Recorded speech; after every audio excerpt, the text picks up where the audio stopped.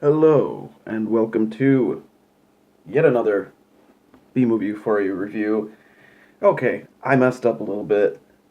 I was planning on doing some noir reviews, and I kind of got sidetracked a little bit. So, I watched a lot of noir movies last month, and I enjoyed most of them, but to be honest, they depressed the shit out of me, and I had to stop because I was like, oh, this is putting me in a terrible mind space. I had to completely get obsessed with something else because noir movies, they're amazing, they're brilliant, they're beautiful, but my god, they're depressing. So, what I got obsessed with was Sherlock Holmes. So, I was at a library book sale. If a library book sale happens near you and you can make it to said library book sale, go to it. Because where are all the greatest books? They're at the library. And eventually, they have to get rid of them for one reason or another. They're still books. They're still readable. They're still amazing. They're brilliant. They're beautiful. They're everything. And so I found this book by Nicholas Meyer called The 7% Solution. And I had never heard of it before. I found actually, okay, I don't have it right now, but this is the sequel to the book. This is the West End Horror, which he wrote. Wasn't as successful, but the 7% Solution was basically the premise is Sherlock Holmes is deep in the throes or the basically deep in a cocaine addiction, which was alluded to in the original Sir Arthur Conan Doyle books, but never really talked about. So in the book, it supposes that in the interim between when he died, or when Conan Doyle killed him off, not wanting to write any more Sherlock Holmes stories, and when it started back up again, in that time period, which was about 3 years, he was going through some extreme drug problems. And his friend, Dr. John Watson, decided to take him to a very renowned doctor in Austria by the name of uh, Sigmund Freud. Sigmund Freud. And so that's basically the premise of the book is Sherlock Holmes meeting Sigmund Freud, getting over cocaine, and then solving a mystery. And the first half of the book is just Sherlock Holmes getting over cocaine. Uh, so you have to kind of stick with it, and it's never boring. It was just fun. And then while I'm reading it, I was reminded of one of my favorite story television shows when I was a kid. Uh, watched it whenever it came on PBS. I absolutely loved it. The Adventures of Sherlock Holmes, starring Jeremy Brett, which lasted for 10 years because he's so brilliant and he's so incredible. So I had to buy these. So I went from the 7% Solution to this, and so I'm slowly reading the 7% Solution. And then I'm watching these episodes, which Jeremy Brett and Granada Television basically did every single Sherlock Holmes story that ever was, and Brett is just brilliant. Just so much has been said about his performance, but I just have to say, throughout all of these, they're really films because the production value is so good, and the attention to detail is so amazing, and Jeremy Brett just has he enveloped the character. He made it more real and visceral and just beautiful. And he had all these very funny quirks where he would just like, and but I'm not doing it justice. But he's just amazing. I got a ton of these on Amazon because if you get they have all of the films collected, but it's like $80 for that. But these, if you buy them one at a time, they're like $3, $4. So that's what I've been doing. I would suggest you do this. I'm not sure if it is on streaming, but if it is, watch it that way. These are brilliant films, and it just needs to live on. And through just watching a lot of stuff on Jeremy Brett and how his portrayal has influenced others, like Benedict Cumberbatch, um, you can really tell if you watch the new Sherlock series. You can tell that a lot of ticks were kind of taken from Jeremy Brett, and I liked the new Sherlock series. I thought it was fun, but nothing can hold a candle to Jeremy Brett. It's just such a nuanced, beautiful performance in basically all the ones that I've seen now. I haven't watched all of them. I'm going to slowly buy all of them because I just love it so much, but uh, it's beautiful, and I 100% recommend it. Um, it's lovely. So that's all I'm gonna say about Jeremy Brett, because I could go on and on about him, and what an amazing guy.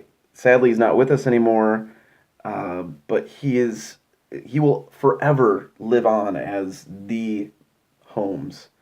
And so while I'm watching all this stuff, I realize that there is a new Holmes coming out, a new adaptation coming out, with Will Ferrell and John C. Riley, who I like those guys, but I don't hold out a lot of hope for the film because it looks pretty damn goofy, and hopefully it's successful in its own right. And anyway, so I finished the 7% solution finally, and then I look on the back and realize they made a movie out of it. And I was like, holy shit, I have to see this movie. I gotta see it. And then I read a little bit more on Nicholas Meyer, and 7% Solution was his first novel. And from that, he kind of went into screenwriting to make the 7% Solution, the movie, starring Nicole Williamson and Robert Duvall as Watson, who actually did a very good job, and Alan Arkin as Sigmund Freud. He does an amazing job. So let's get into this film a little bit. Uh, it stays pretty true to the novel, except for uh, the kind of second half, where it gets into a mystery that Holmes and Sigmund Freud have to solve together.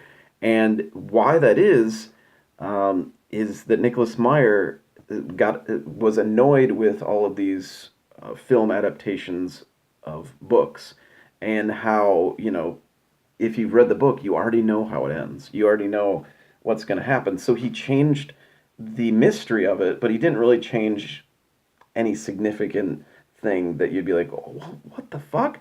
So he didn't really change too much of it, but he changed enough so that it was fresh and it was new. This is a very enjoyable film. I really, really recommend it, and it it's just very, very fun. There's a sword fight on top of a train. There's Nicole Williamson. He does make the character his own. He's kind of almost sidetracked by Alan Arkin as Sigmund Freud, but he is very good, and he's definitely better than the next movie I'm going to talk about. The guy who plays Holmes in that. But this was just a lot of fun, and I had never heard about it, and I thought I had known everything about like all of the Holmes movies. So it's not necessarily the greatest Holmes movie, but it is super fun, and Shout Factory put it out, and they did a great transfer of it, and it's very fun. My favorite thing, I would have to say, though, is the ending, which I won't give away, but I was like in tears in the end. And I know that's a cheesy thing to say, but it was such a beautiful way to end the story. And this was not in the book, but it was such a beautiful, touching way to end this story that I was just like, oh, God, that was so great. And it just makes you feel good. If a movie makes you feel anything, it's worthwhile and it's worth watching. And this one makes you feel good. If it makes you feel angry, if it makes you feel pissed off, and it makes you feel hungry, then maybe it's doing its job. Anyway, so next up, last up, let's do Murder by Decree, which is another Sherlock Holmes extension. Which so it means it's not necessarily based on any Sir Arthur Conan Doyle story, but it's kind of in the vein. So in this one, Christopher Plummer plays Sherlock Holmes. He's terrible. I'm sorry. He's just so awful. He's just Christopher Plummer, uh, kind of playing Sherlock Holmes. Who is amazing is James Mason, who plays Watson. He is fantastic. He's so James Mason-y, but he just he's so great. I love it. There's this scene in the movie where, and I guess this scene was written by James Mason because he was like, if I'm in this, I want to rewrite some scenes. So there's a scene in the movie where James Mason, as Watson, is trying to get the the last pea on his plate of food, and he's just like poking it with a fork, and Sherlock is explaining something to him while he's doing it, and Sherlock just gets annoyed with with Watson poking at the pea. He grabs Sherlock's fork and smushes the pea. And then James Mason takes a beat and then he looks up at Sherlock. He's like, "That was my pea.